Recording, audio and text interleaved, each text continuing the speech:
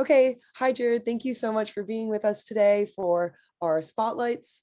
If you wanted to introduce yourself a bit, I'm sure everyone here is going to be so excited to get to know you. Thanks, Live. Really excited to help out with Ames, and I hope I can contribute anything I can, help anyone out that wants it. So as Ava mentioned, I'm Jared. I am a Stanford alum. I graduated in 2009. I was on the sailing team, and since then, I had quite a roundabout way to and from medicine. I'm sure we'll get into it, but I moved to Cape Town, South Africa immediately after med school. I ended up having my own like emergency company and getting a PhD there. Eventually made it back to Yale for med school. Uh, Enrolled back at Stanford for business school, and then finally got my way through to residency at Harbor UCLA in emergency medicine, which I just finished last year. Um, as it finished during COVID, which was an interesting time to train as an emergency doctor. And basically since then, I've been going back and forth from Los Angeles to Cape Town. And then that brings us to today. Mhm. Okay, perfect. So let's start. I just wanted to start back at the beginning of your Stanford career. How did you decide on your major, or also did you know at the beginning that you wanted to go to med school? Yeah, so when I first started Stanford, I actually was pre-law. I thought I was going to go to law school. I went through high school doing debate and all that, expecting, that I would eventually go on to get a law degree. When I got to Stanford, I think one thing that became really clear was that when I started taking poli-sci courses, that I could not read that much that fast every week. And that's when I started getting more interested in all sorts of other things. Like, I was EMT trained in high school, so I started thinking maybe med school is an option. I started studying the like biology courses, some of the pre-med courses, and I did have somewhat of an interest in it, but that there was still that part of me that initially got me to do like the social sciences. And so I was kind of torn, what I want to do science stuff, I want to do social science stuff. And I thought maybe I would double major in something like poli-sci or psychology and biology.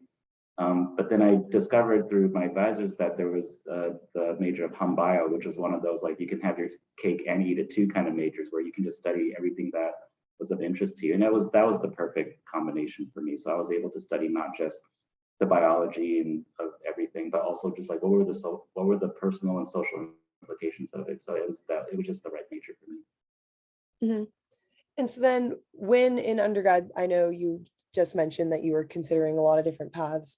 When did you feel set? Like when did you decide, yes, I want to go to med school? Absolutely. Uh, I don't think I ever really settled on whether or not I wanted to go to med school until maybe like after college. Yeah. Uh, even up until I thought like just as an insurance policy, if you do like the hum bio major, especially if you kind of have in mind that you're going to do pre-med, you pretty much have already taken all the pre-med courses anyway. You just got to tack on like a bunch of more classes, but I mean, still just a little bit of extra work to have that to fall back on.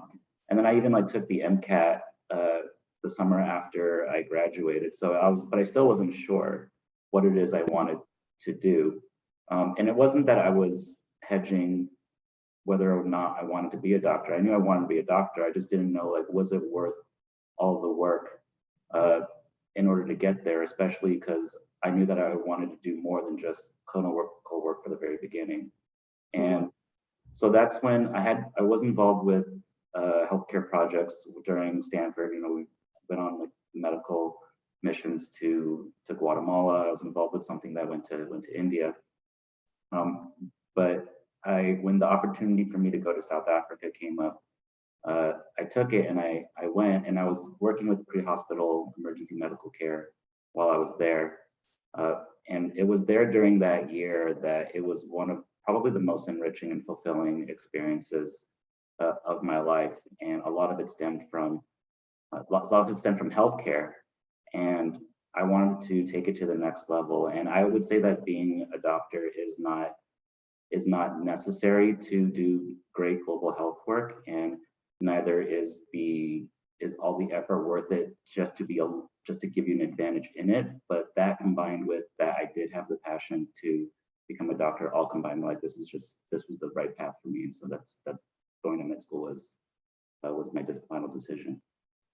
Yeah. And so I realized, yeah, you didn't go to med school right away.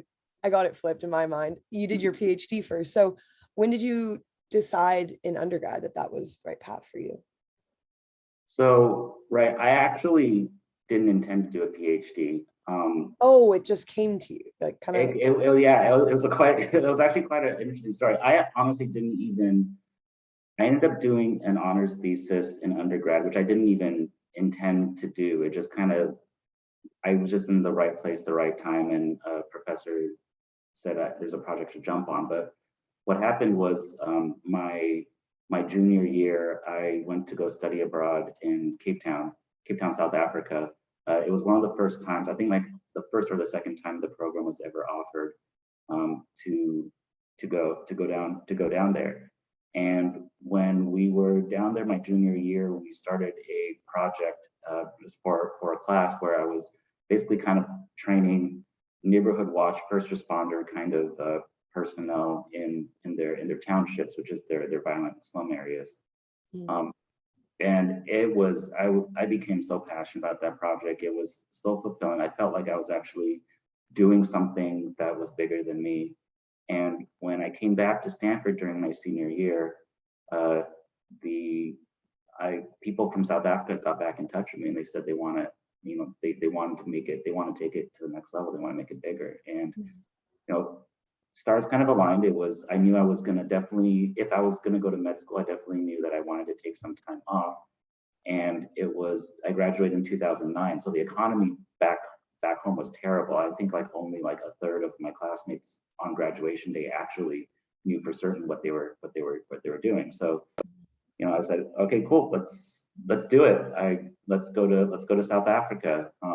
And that's when I got a Fulbright. It was perfect. It's not, the Fulbright is really good to apply for if you have a project you already know, and you're basically going to the Fulbright committee and saying like, I have a project, please give me money. And that's, they heard what I was saying, and so they gave me money to go down there.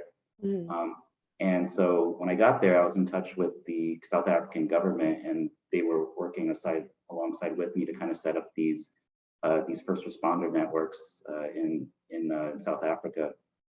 And then the Fulbright's only for 1 year, and towards the end of it, my funding was going to run out. So the South African, the head of emergency medicine in South Africa, or for the Western Cape province at least, he had the great idea of why doesn't he enroll me as a student at the University of Cape Town as a graduate student, and so that way I could get graduate student funding to continue my studies. And I did that, and then a couple of years later, eventually I had to turn in a dissertation, and that's how I ended up getting the PhD. So it was completely unplanned, completely organic.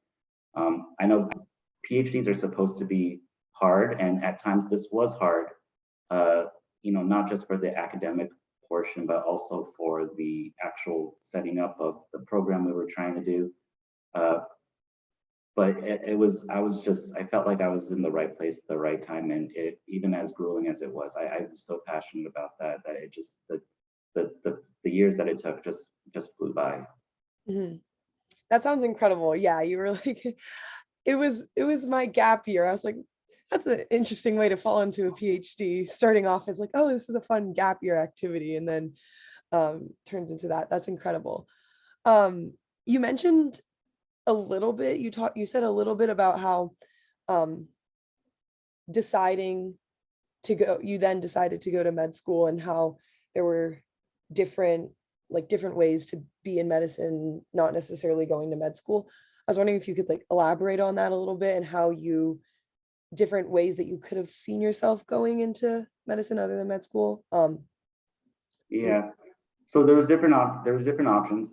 There was at first I was thinking, especially during my senior year of of Stanford, I was thinking, I'm really passionate about the kind of global health, or at least like those more social, broader aspects than just like the actual clinical medicine. I certainly wasn't interested in like the basic science of it. When I was through med school, I'd studied just enough of like the physiology and basic science so that I can understand medicine, but I didn't actually care too much about like the chemistry and the cellular biology of things. But in any case, so to me, I was thinking maybe, an MPH could definitely do everything and more of what I wanted to do, and was going to. So that was also a viable option. Um, when I when I got to Cape Town, um, a lot of the public health kind of work I was doing, which was setting up first responder networks, talking to community leaders, figuring out the needs of an area, that was definitely very exciting for me. But in addition to that, when I did get involved with patient care, like in the pre-hospital setting for like emergencies out in the communities, from like gunshots or burns or like medical conditions, Mm-hmm. I really felt the reward from that as well too. So I said there is something in clinical world for me as well. So I kind of wanted to do both. And Mm-hmm. then not knowing, well, do I do an MPH then first, or do I do an MD first? I decided that, the MD is going to take a lot more time and effort and careful thought. So why don't I do that? And then it's easier to plan when I would do an MPH than the other way around of doing an MPH and then planning of when I'm going to get to medical school. So that was what I went into initially. The idea of like I was going to go to do an MD with an MPA and then do like a joint MPH degree at some time. Mm-hmm. As I was approaching medical school and first starting out medical school, I was kind of discussing a lot with my PhD supervisor, who is a physician and has been a really close mentor of mine, for over more than the past decade. Mm-hmm. And one thing we decided was that MPHs were absolutely valuable to what we were doing, what he was doing, what so many other people, need to have happen. One thing that we were missing in kind of our circle of people was that, we had a lot of people who were great epidemiologists, can crunch the numbers. We had plenty of academic doctors and researchers who could, study everything we were doing and find out if what we're doing was cost effective or, even effective at all. But one thing we were missing was someone with an actual business mindset to get the things done. And my supervisor knew that, given my background of having set up this first responder network, he said that he saw in me that I really did enjoy the actual building of things, as opposed to studying them or advising for them. And so that's when we came up with the idea that I think getting an MBA would actually be a better option than MPH, even though public health work was something that was very passionate, and that I was very fond of.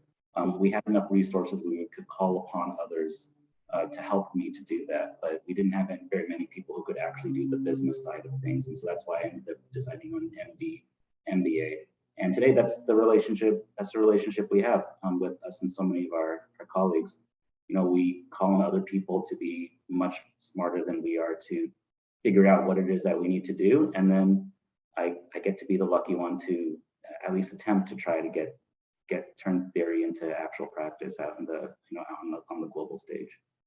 Yeah, so I was wondering if you could describe a little bit more about like your current position and your balance between or like how much do you practice medicine and how much is it working on your business and stuff? Yeah, so the original business slash nonprofit slash program, it's kind of, however you want to define it. What we would do is we would bridge the gap between communities and the ambulances or the hospitals if there's no ambulances available. And so when there's an emergency out in the community, we're basically like the first network of people that can go out and stabilize patients and hand them off to paramedics or or even get them to the hospital, or even just take care of the situation Mhm. completely. At some point that at some point that organization became a part of the greater emergency medical services, so the EMS. And so I don't run it day to day anymore. The EMS actually runs it day to day. They still keep in contact with me as like, you know, kind of like almost like a board member to just give advice, or, you know, if, you know, what if to check to see if something was part of the original vision. Mhm. But since then, what's happened is that my original PhD supervisor, he used to run what's called the African Federation of Emergency Medicine, which is kind of like the professional body for emergency medicine for Africa. And Mhm. so I've joined it as a fellow, where I do a lot of like kind of analytical work for them when they have special projects. And you know, they'll be like, we have this problem, you know, we want to analyze, you know, are we meeting these certain targets or whatever. And so I kind of do like a first pass as a think tank for a lot of that work. And that I find to be very interesting and stimulating work. Mhm. And in addition to that, yeah, I do still practice. So I was practicing in Cape Town.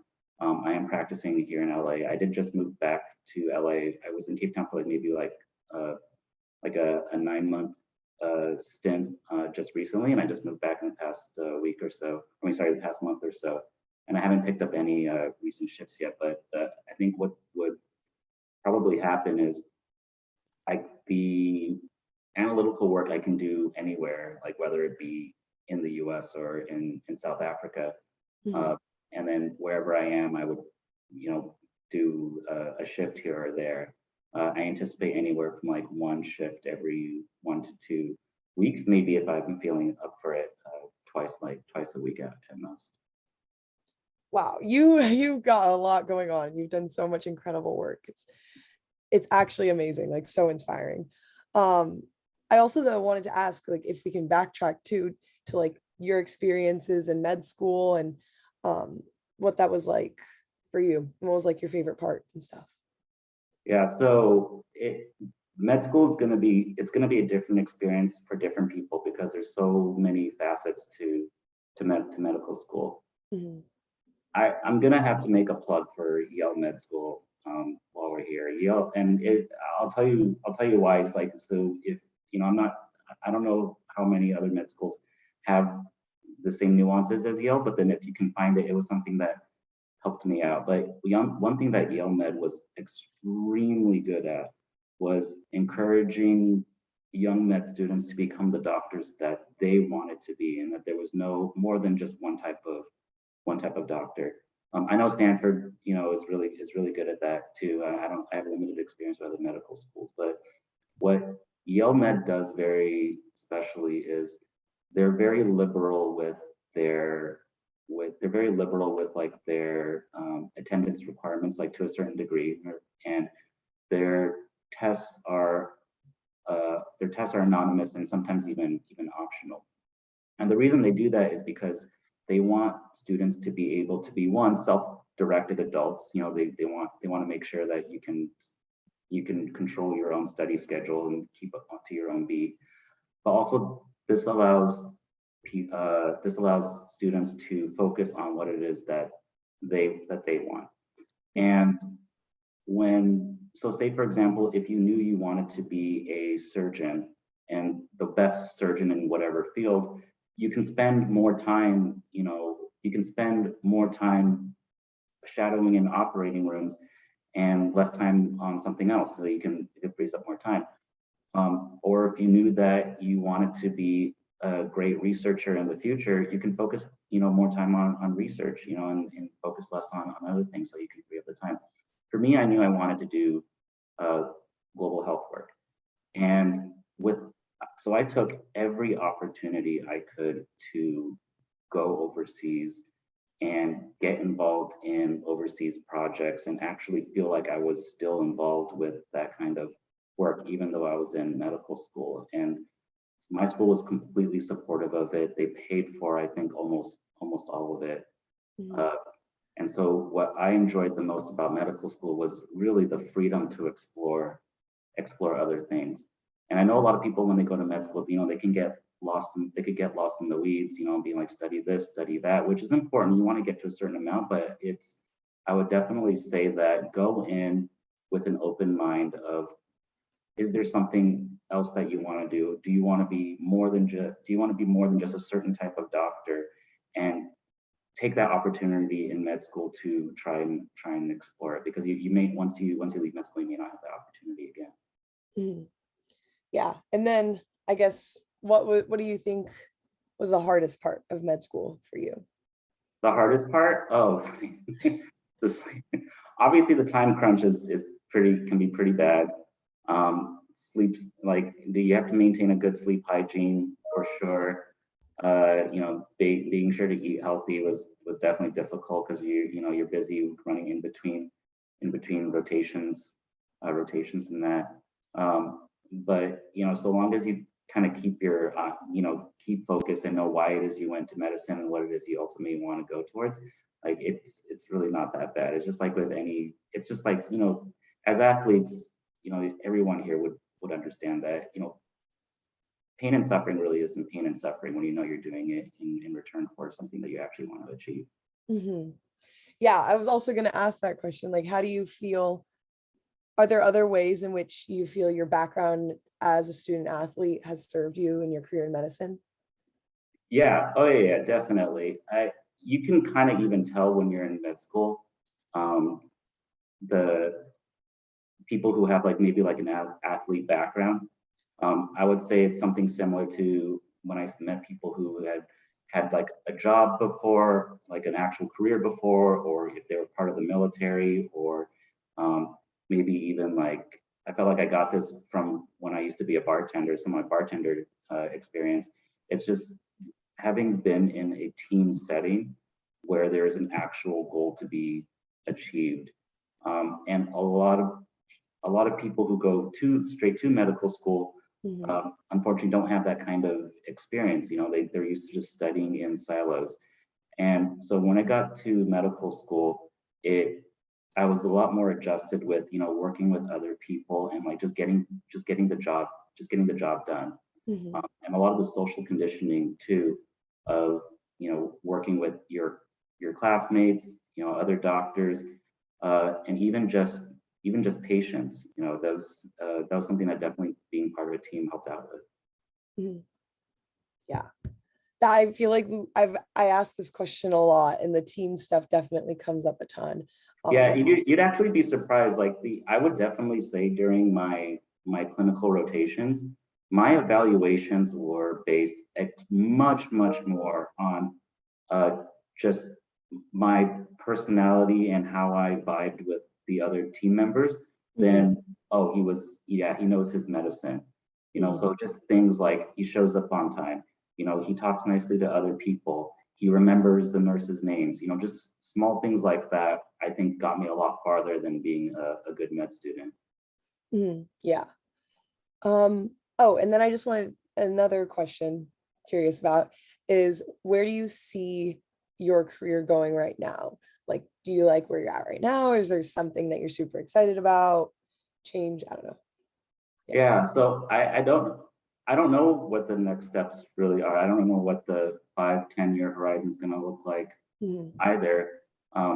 And that's, I mean, I'm happy to tell that, because I know a lot of, especially pre-meds, they don't know what's going to happen to them 5-10 years from now. And I'm going to tell you that that's something that I, for a lot of people, doesn't change, even for me 10 years later after graduation. And that's completely okay. I do know, what I'm still interested in that same global health stuff that I fell into when I was at Stanford. And I do still enjoy practicing medicine, so I'm gonna keep doing it until I see something else that I think I'd be interested in, and go towards that. But for now, yeah, I am happy with my current setup, but I know that can change, and I think that's completely okay. yeah, totally. And then I just wanted to ask before we wrap up, is there anything that I missed that you wanted to add or share? No, I think you kind of hit everything. I mean, I know at this stage, at least when I was an undergrad, I felt a lot of fear. I felt a lot of anxiety. Um, I'm sure not everybody feels that way, but I definitely did. Mhm. And I just kind of want to reassure that that's okay. You know, it's a completely natural response. You know, you're thinking about a career that may be hard, and you know, you're told that could be hard. Uh, but if even after all that you're still going into it, you know, it's something that you're passionate about, and that's the good thing is that that means that you are passionate about something, and so you will have the drive to go towards something that you want to. And I think over time you'll get comfortable with the idea that, you know, you're not supposed to have everything figured out, but you know, everything will be okay. Mhm. Yeah. And then what do you, because we're going to encourage students to reach out to you, what would you like to talk to students the most about or feel that you would be a great mentor for? One thing that I think med schools don't really do a good job of is telling is informing pre-meds or med students about other options for uh, I mean, they're good at advising students on applications and stuff, but they're not very good at saying what can you do with a medical degree. I would definitely tell you that the possibilities are limitless, and I can't even begin to scratch the surface of all the different types of doctors I've seen. But I think med schools really just kind of tell students that, oh, you're going to be a clinical doctor, and you can be, but you could also do something else, or you don't even have to be a clinical doctor, and you're still a doctor. But there's other ways in which you can help people and improve the health of others. So Mhm. I'm happy to help, especially help students kind of explore those options in terms of based upon their interests. Yeah. Okay. Well, thank you so much. That was absolutely incredible. And I'm super excited for our students to be able to reach out to you. Thank Absolutely. you. Looking forward to it, Ava. Thank you.